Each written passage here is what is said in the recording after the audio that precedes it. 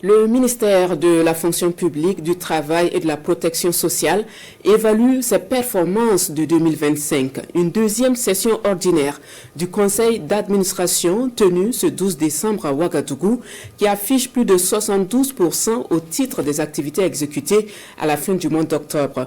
Le personnel est félicité pour son engagement et appelé à plus d'ardeur. Ali Zungrana.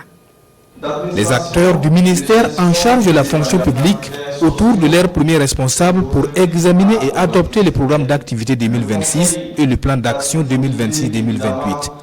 Au 31 octobre 2025, le taux global d'exécution des activités est estimé à 72,11%.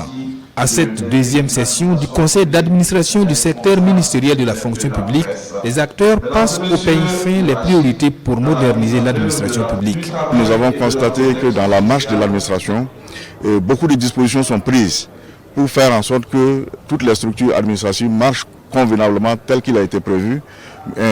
Malheureusement, nous constatons encore des faiblesses et ces faiblesses, nous pensons qu'il s'agit d'agir sur les premiers responsables des structures, ce qui va vitaliser ces administrations et pouvoir donner plus de force à l'administration. À Sekassem, l'ancien ministre Marie-Odile Bonkongo partage son expérience sur le régime disciplinaire. Une occasion pour elle de rappeler l'importance de la discipline pour le bon fonctionnement de toute administration. Elle invite à une application sans complaisance des textes. Nous avons besoin d'une administration efficace.